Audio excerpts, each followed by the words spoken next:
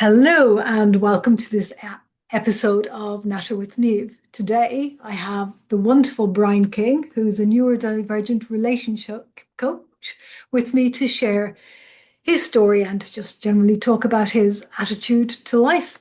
Welcome, Brian. Well, thank you so much, Niamh.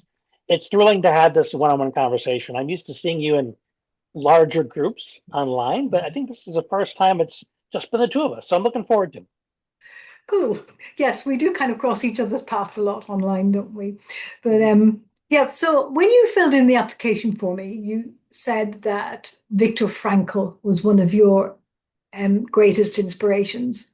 Right. Can you tell me a little bit about that? I'm sure most people listening to this will have heard of him. So I'd like to know why he's an inspiration for you. His seminal work is a book called Man's Search for Meaning, and it talked about his time in the concentration camp. And what he discovered there is that the people that found some kind of a purpose for hanging on are the ones that survived, whereas the other ones that lost hope tend to be the ones who died. And in his case, the purpose that he found in this experience was he needed to make it to the end. He needed to survive it so he could tell his story so it would never happen again. So he gave himself a purpose that was as big as humanity. I bet I've told the world about this. And with something that big, it can really help you hang on. And if he can have that kind of hope and resilience in a concentration camp, I can sure as heck do it with anything I have to face. So when I start to get into the oh, woe is me, I can go back to Viktor Frankl and just say, okay, wait a minute, get off this horse. This is a waste of time and energy. Let's find a better perspective. Cool. So do you think we all have a purpose as such, or that we Uh, can all purpose, find that purpose? the purpose is something we choose. And just from, in my case, it comes down to what is a big problem that I want to solve in life. And because I have autism and ADHD, so do my three boys. And I know what a piranha viper tank it is out in the world now. And my large purpose is I want to create a more compassionate world for my boys to live in. Mhm. So I've got to become that person so that it's not just show, it's Yeah. not just talk, that it just flows naturally. So your purpose is to create a more compassionate world for For not my just, I boys, suppose, neurodivergence, but everybody in a way. Because if we're all more compassionate, then that just kind of ripples out, doesn't it? oh, it helps everybody. Yeah. I mean, when you see how guarded people tend to be, 90% of the memes I see on Facebook these days are some form of leave me alone, don't knock on my door. How soon are you leaving? It's like the next person has become icky. And Yeah. Continue. Sorry, just processing a thought and there. and that just really speaks to how disconnected we've become and are becoming. So I really emphasize connection a lot, being Mhm. mindful, being present with each other, how to create those opportunities so that you're looking for more than just don't touch me. How close are you? Yeah. I mean, funnily enough, that's one of the reasons why I started this podcast was to connect through story, because That's story is beautiful.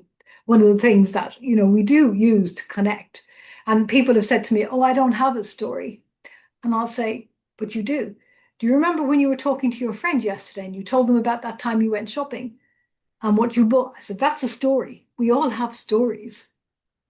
We Some people always." may not think it's worth telling because of all the Yeah, comparison they're doing.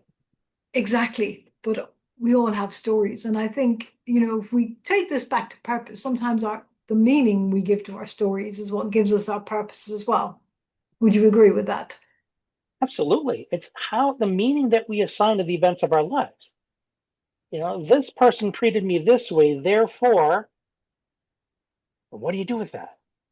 Is it therefore, I guess we just weren't a good fit? We tried to get to know each other, but we just couldn't meet each other, in the middle. So we decided to part ways, as opposed to, yeah, that person must really think I suck. I can't imagine they're probably talking about me or their friends right now. And Yep. that's the story that you create yourself. Yep. We create all those stories.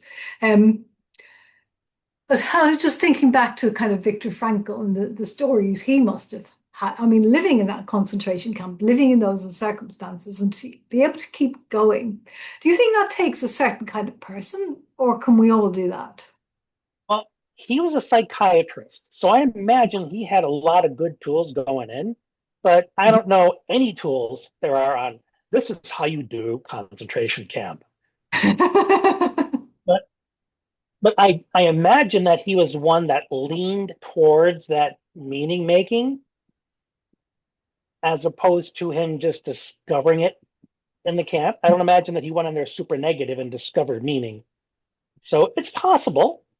I Yeah. wouldn't doubt it that he went in there with some capacity to already think this way. I've always been incredibly curious. And so much so that over time I've developed an increased capacity to spot nuance. Yeah. And that helps me help people get to the things that nobody else spots, them or other therapists. And it's an inherent skill that's been refined over the years. Like a basketball player, Yeah. maybe naturally coordinated, but if they don't practice those skills, they won't be a good athlete. So that's just kind of how I see it. Yeah. So we have to practice it. Practice, practice, even if you're good at Practice, it, practice. Yeah. because you've got to maintain that level of proficiency. Yeah. And so you've said that, I mean, obviously you said that you have ADHD and autism. And how would you say that having a purpose has helped you? Well, it helps to persevere when my brain is extra glitchy and won't let me do anything.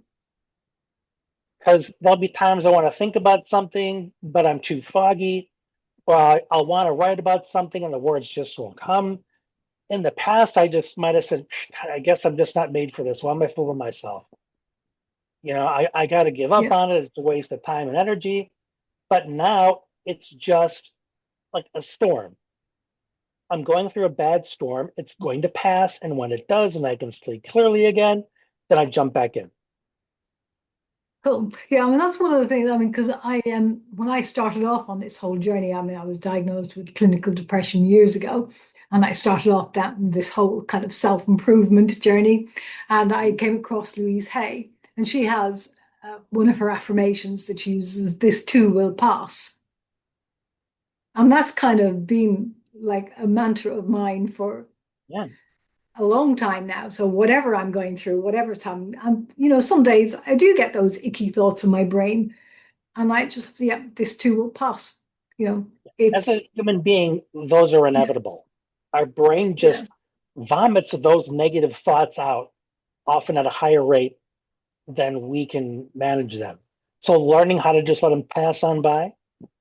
yeah, Oh, I don't need to give this thought any attention. It's just going to pass on by anyway. yeah. And that I think was the hard, I mean, that was one of the hard bits for me. When I first started meditating, I started trying to have a completely clear brain.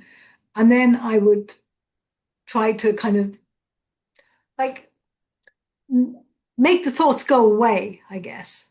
But then I Try to force realized, it. yeah, I don't have to make them go away. I can just not engage with them. And I use the analogy like if you're standing at a bus stop waiting for a bus, you're only going to get on the bus that you really want. You're not going to get on the first bus or every bus that comes. That's a good analogy. You're just going But to wait for one bus. one of the misnomers about meditation is that idea that you're supposed to clear your thoughts. Mhm. Yeah. What it essentially boils down to is that you can observe your thoughts without jumping on for a ride. Yep. That's the primary skill. If your brain goes clear every now and then, great, enjoy it, but that's not the goal. And too Yeah. many people make it hard for themselves thinking that that's what they got to accomplish. Yeah. We don't have to. I mean, I've learned, the hard way that I don't have to engage my thoughts, that I can choose the ones I want to think about and the ones I want to, go down that road with. And I can leave the ones that are going to take me down a rabbit hole I don't want to go to one side. If you're really big into calling out your gremlins, one of the benefits of watching your thoughts is something really catastrophic can pop in there like, man, I'm worthless. Then you can stop and say, wait a minute, where did that come from? And then you can just kind of sit with it and be curious and see what it has to say. And then you think back to an event where maybe you were embarrassed and it's something you haven't gone back to, but now you have an opportunity to give yourself some self compassion, invite that part of yourself to embrace the perspective that you now have, and help it do a little healing so it's not so afraid to be seen. Yes, I guess that, yeah, that works too. I mean, I've done a lot of that as well. Yeah, but Um, that's those are skills that you develop. It's not just something, yeah, oh, well, I'll just this is what he said. Do these steps. No, not quite yeah. that simple. Like everything, it takes practice, doesn't it? It takes practice. I also think when if we come back to this purpose, which is what we started off this whole thing with, um, our purpose takes practice as well, doesn't it? Well, you don't land on it the first time, I'll tell you that. It it it's something that gets refined over time because ordinarily, unless you're born with such a clear sense of yourself that you know what's you and what isn't, the person that's always been to the beat of their own drummer. But when you first start out, it could err towards people pleasing. Yeah, This is a purpose that will get me included. It will make people pat me on the back and say, you're such a good person. But then maybe you invest yourself in that and find it's not fulfilling whatsoever. yeah, And then getting to the point where you understand that your purpose needs to be for you, not at the expense of others, but it's got to be something you care so much about that it's not open for committee. yeah. You would do it whether someone else said, that's stupid, why are you doing that? Well, that's one opinion. Sorry, I'm gonna go back to it. Yeah. And I guess, I mean, yeah, if we think back to Viktor Frankl, I mean, his purpose was, yeah, I mean, one, it kept him alive, Mhm. and two, it was huge. I mean, I mean, hopefully, it will prevent, or we will never do, as a human race, we will never do again what happened then. Um, though I think there are places where we're coming close to it. Yeah, sometimes I wonder because there are a lot of monsters in this world. There are, but there are an awful lot of good, very kind, compassionate people who I think aren't being seen or they don't feel like they have a place in the world at the moment. For me personally, I think the world feels quite disconnected. I think there's a lot of fear out there. Yeah, And particularly, I would say where you live in the States.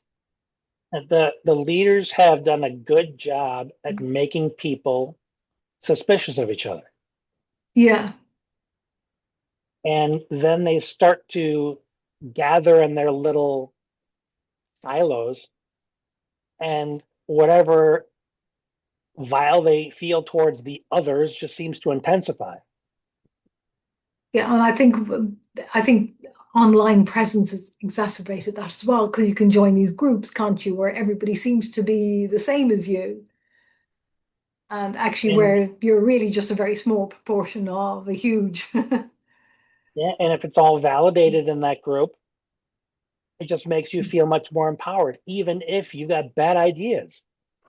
Yeah, which is So why those of us, like you and I, we yeah, do our best with our online presence to keep planting seeds that there's another way to approach this yeah, and hope enough people take it upon themselves to contemplate it, maybe even have a conversation about it.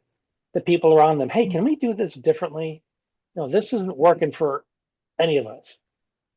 Now, it doesn't seem to be working for a lot of us, does it? I mean, I tend to try and avoid the news because I just don't like the negativity. I don't like the fear mongering. I would love to have a newspaper or a news outlet that just gives us positive news. You know, all the good things that people have done in the day. I think one might exist. I don't know. I heard about it years ago. I don't know if it's still around, but it's worth a Google.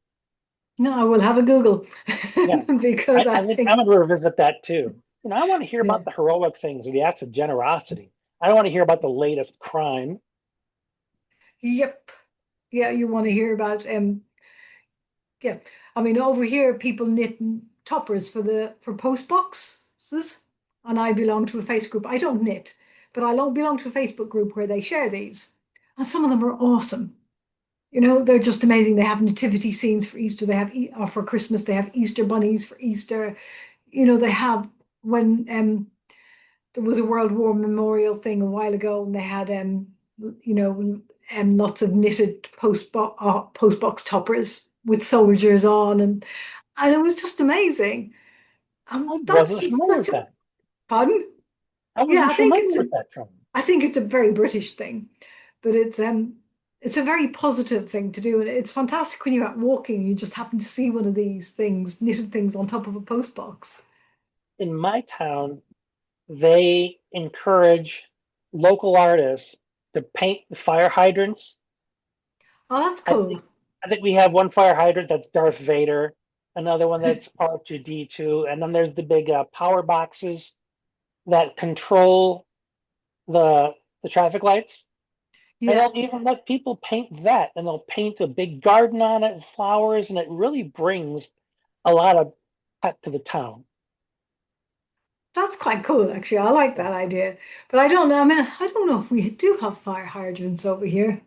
Not that I've noticed, but I can imagine. I mean, I can't imagine we'd be allowed paint post boxes because they have to be red, so we can tell they're a post box to post our letters. Um, but yeah, that sounds very cool and very positive and very uplifting. Neat little ways to invite people to have more of a stake in their community Yeah, by like, here, I made this for you. Here, I painted this. Enjoy it. It's a different spirit. And I don't know too many communities that do that. They have their annual festival where they bring in the yeah. carnival that they put together 30 minutes ago, and I want you to risk your life on it. And food that's guaranteed to clog your arteries before you go home. That's typically what the carnivals are like around here. And Yeah, there's not much else to bring people together. yeah. I mean, we have a few things where we have where I live, we have something called the Community Brain, which is run by a chap called Robin Hutchinson, and they do lots of festivals and um they do. He writes his own stories, and he's done a lot of festivals based on his stories. So we've got one Hmm. called the King Soup, Wow, where they make a leek and potato soup, and everybody's invited to bring a leek and a potato to this festival, and they have a stage set up, and they tell the story, and then they serve the soup, and that's wild. it is really cool. It's and they also have one that we have a the Seething Sardine Festival, where everybody parades down to the river, and we pretend to catch some sardines. They really come Thank from goodness you're Waitrose. preferring your imagination under those circumstances. I don't know that I Yeah. could participate otherwise. Yeah, but yeah, I mean, it's just brilliant. But like, there's only a small section of the community that gets involved in these things. But a lot of it is, again, it's as you said, the artery clogging food that's available, and the beer and things, and that's what people go for. I go for the live music and just for the fun and the camaraderie, Um, Man, that'd be something to experience once. Because mm, there's a bigger story in that in terms of the participants. How did you yeah, feel going into it? What were your apprehensions? Then once you were in it, what did it do for you? What did it stir up? And then share that with the community that's opting out, because maybe it'll draw them in. yeah.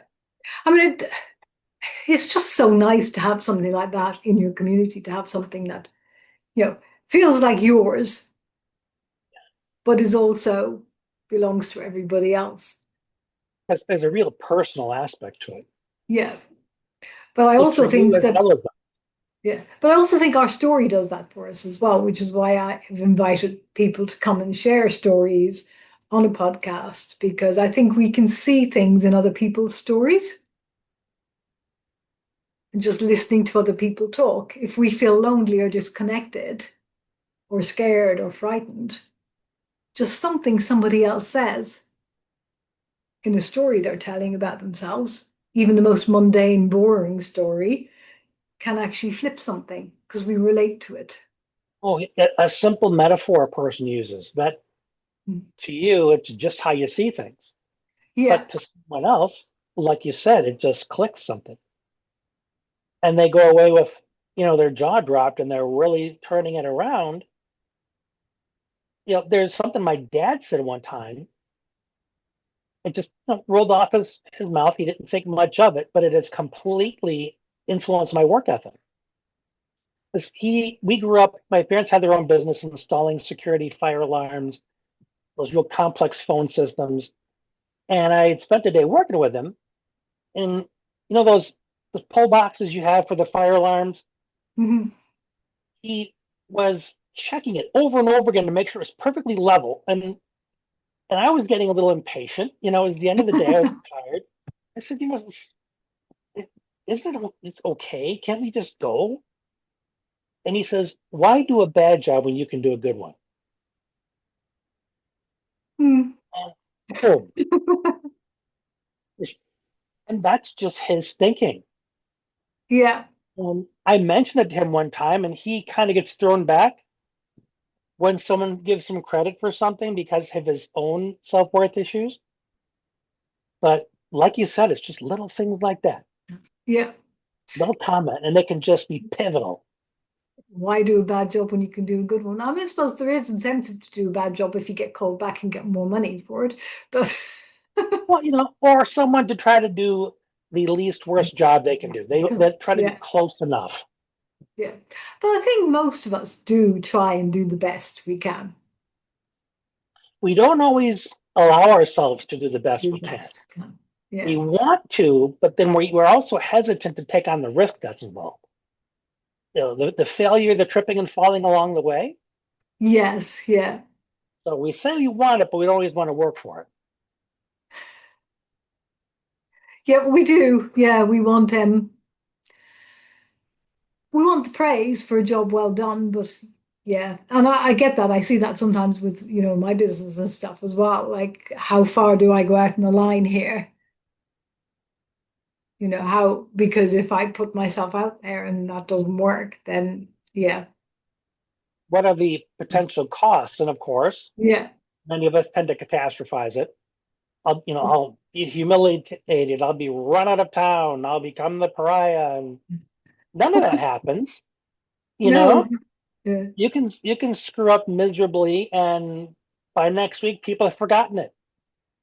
They've got well, enough going on in their own yeah, life, and yeah. Except we never forget though, do we? We tend to make up, and that's again where our stories come in, isn't oh it? We yeah, make up all and the stories. and we accumulate all of our failures like that's our resume. Mm. Now, the resume is what you did with that. These are the skills that I now have. This is the kind of thinking I can add to any kind of creative process because of what I've done with those experiences. Yeah. So did I get up and try again, or did I pack it away in the suitcase of oh, I'm a failure, and I carry No, that suitcase with me forever? the one that keeps falling and getting back up and learning new things is the person I call resourceful. So that's all you really need to say. I'm willing to go in the trenches and make mistakes and scuff my elbows and learn from my errors, and those lessons have made me resourceful. I know how to take the poop and turn it into fertilizer. Yep, I love that. But then our purpose is what keeps us going with that as well, isn't it? Because if we have that broader, wider purpose, The purpose being one that pulls you. yeah, So if you find yourself in the quicksand or the mud and you can just look at your purpose and you find your footing, you find a ground that allows you to keep going forward. And I'm not sure which comes first, but resilience is an important aspect of resourcefulness yeah, because you got to see yourself falling, learning from it, and there's always that capacity to get back up and keep going. yeah. But I mean, I always say resilience is not burnout, though. It's not, Oh God, you no. know, good resilience knows when to take a rest. Right. And resilience, self-care is an aspect of resilience. Mm. What do you need to do in order to keep moving forward? Can't do that on an empty tank. Yeah. So rest needs to be a part of it. So yeah, right on. So you said you follow Buddhism. Can you talk to me a little bit about that? How that helps and what it does for you? Well, I had cancer when I was 18. That was my graduation present from high school. Wow. And my family is as dysfunctional as it gets. You know, not dealing with their emotions. They'd rather yell at each other than talk it out. Very reactive, very insulting to one another. Hmm. And here I go. I get sick and I'm really, really vulnerable, and they're watching me with my hair fall and everything. So the attitude went up. And if I tried to talk about my feelings, I needed to get over it. I needed to suck it up. I needed to, quit asking for attention. I wasn't getting any support from my family. Okay, And wow. That must have been hard. because this was the late 80s, we did not have the internet Hmm. and we'd all just graduated. So I didn't have access to my support group. So I was in virtual isolation through the whole thing emotionally. And I was looking for anything I could hold on to make some sense of it, the situation. Because Yeah. I was furious that there was nobody there for me. I was depressed because, what if I die? Are the doctors being honest with me? My doctors were not, they were being vague in what they were telling me. Yeah. And my, at that time, the local library was just a few blocks from our house. So in between chemo sessions, when I was feeling up to it, I'd walk down to the library and I started looking through books on philosophy and self-help and psychology. And that's where I came across Taoism and Buddhism. And when I began reading, the idea is that you don't want to hang on to your past. In fact, you can't. And Mm. here I was thinking, I want my old life back. This sucks. I wish this never happened. And I'm learning, no, no, no, that's not how it works. Yeah. You let it go. It's not you. You don't need to become that. The idea of finding so much power and life in the present as opposed to trying to grasp at the future that you may or may not have. So those ideas were exactly what I needed because the things I was so upset and dissatisfied about were the past and the future. Well, also the present, but I Yeah. thought of the present in terms of this shouldn't be this way. It should be like this. Yes. Yeah. So all that comparing to the past, or this should happen faster, it should be better. Looking at the future, and all that time, that's just making my present miserable. So I spent a lot of time really getting into what I understood about how to apply those things. And then fortunately, in the early 90s, I found a Zen Buddhist temple, no, not the ones like in Japan that look like huge Yeah. temples. It was a gathering run by an American Zen master, and I studied with him for a couple of years. I got initiated into the faith, kind of like a baptism kind of thing. And I've been following the path ever since. And it's been pivotal in my worldview, my ability to get over a lot of deep traumas that I didn't know I had, and to just continue to be kind to myself when I'm tripping through life, trying to continue to work my purpose. And does it, it obviously, it sounds like it's very, very helpful. and it keeps you in your present rather than Yeah, I have a lot going on physically. You know, I'm in yeah. pain daily in Oh, spite of a hang lot on a of. minute. My daughter's trying to get hold of me. Sorry.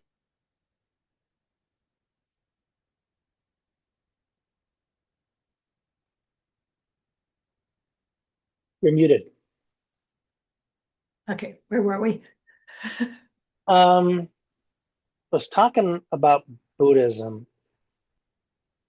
But yeah, I'm going through a lot physically because in the years since chemo, I've been diagnosed with Ehlers-Danlos syndrome, which affects the connective tissue in my body, all of it. Yeah, That's ligaments, tendons, muscle fascia, the things that hold my organs together. So it's not as strong as it might be in an ordinary person. So yeah, I'm just uncomfortable all the time. Using my body creates problems. And I also have multiple sclerosis. Why? Because I'm lucky. So I work out of bed. I'm in bed mm, most of the time. I don't get out much. So I really dig deep into what's in me, what's in my purpose, just reminding myself what it means to be alive and how amazing that is, regardless of my circumstances or what kind of body mm. I have. Doesn't keep me, hunky dory Yeah, all the time. There are times when I get stuck in the depths of it because the reality of this also sucks. yeah. I mean, I So, can imagine you're only human after all. right. So trying to find that balance in my thinking so that there's always room for gratitude, but also give myself permission to have the feelings that go along with this experience. Yeah, sometimes I want more. Sometimes this isn't good enough for me. And there are times where that really drives me to challenge myself to find out I can do more than I thought. But I don't want to get stuck in the no matter what, my life's not good enough. Because there's plenty about it that I can feel tremendously blessed about. Yes. Yeah, I mean, your body might not work the way you wanted, but your brain certainly does work. Yes, thank goodness for caffeine and Yeah. omega 3s and whatever else keeps my Yeah. brain working well. Yeah. And I know from, following you online and seeing you in other communities that you do have support. Yes. You have a supportive family, you have, other support. And I And guess, I couldn't do it without the support. But the mm, support is also acquired. It's relationships I've built over the years because of my continuous self-improvement. yeah, So it's not luck of the draw that I'm yeah, surrounded by the people that I am. yeah. No, I was just about to say that. It's because you've worked on it, because you've worked, it's the person you are Yeah. that you Entitlement have does that. not bring you a Yeah. support system like this. Yeah. Yeah. I mean, if you were sitting there moaning all the time about everything, people probably wouldn't hang They'd get around. exhausted after a while. Yeah. Yeah. And they wouldn't want to give advice because it's never taken. Mm. Probably a lot of excuses as to why it'll never work. Or you Yeah. say, I tried it, even though you darn well know you didn't. But the truth is, you don't want to try anything. You just want sympathy. Well, yeah, I think there's room for sympathy sometimes. Oh, Um, yeah. And in a way, sympathy, empathy as a way of letting the other person know you get it, yeah, but not as the primary support you give them. no, it needs, I think we all need to be kind of held so that we can move forward. Yeah. Yeah, Feeling safe to move forward. yeah. A lot of the traumas I've dealt with in the past couple of years are because I had an incredible spouse and still do who can hold that kind of space for me, Mhm. where I feel safe enough to go that deep. And it's not always easy to find someone like that. In fact, people may go an entire lifetime not meeting anybody like that. Yep. Don't think I have yet. And in some cases, I I was ready to do the work. I just didn't know how to get there. Yeah, And then certain life events brought it to the surface. and I knew I had to deal with it because shoving it back down was just going to make things worse. Yeah. So how would you recommend somebody who's sat in that kind of woe is me kind of situation and they don't know how to get out of it? What would you say to them? Well, one of my first things is to go back to the story. What are Yeah. you telling yourself is happening right now? Like right now, Yeah. what are Yeah. your options today? What are you telling yourself is possible for you? And let them sit with that. But maybe they think, man, no matter what I do, I just don't get anywhere. Okay, that's what you think is possible for you. Yeah. What's the point of taking action on anything? You just feel there, you sit there feeling helpless. So those are some of the questions I tend to ask people. And of course, they can ask themselves that, see how many Yeah. excuses come up. But you don't understand. I'm different. It's so hard for me. And there are some things that may be genuinely out of your reach. In my case, there are a lot of things I can't do. Yeah. But if I think my worth lies with being able to do those things, like, oh, I'm not athletic enough. That's why the ladies don't like me. Yeah. Well, you think that's the only criteria? One thing that put my mind at ease when I started having to use a wheelchair is my wife and I talked a lot about going on trips where we could explore and climb things. And I thought, well, I'm failing her because my body can no longer do that. Then I started coming across Instagram accounts where the husband was in a wheelchair and the wife was sitting next to him and he had kids and they were living a full life, as much as people tell you on Instagram, that is. Yeah. I'm sure these days. But the idea that this was doable, that life Yeah. could continue, that to me gave me a tremendous amount of hope because before that, what I thought was possible for me was rejection, rejection, rejection. Yeah. So being able to turn that around is so important. Get other points of view on your situation, instead of believing that you've got the clearest perspective on things, especially when you're in that poopy mindset. Yeah. When we're in the middle of that pile of shit, we don't see anything but shit, do we? Oh yeah, no, no, this is how life smells. Don't you get it? Come closer, you'll see. Yeah. Yeah. Well, we need the little holding hand sometimes to dig us out and to Yeah, just change that perspective. And that can be just, as you said, seeing an Instagram account with somebody in a similar situation doing some of the things you want to do, or, listening to somebody else's story being and having a reminded that you're not purpose. alone.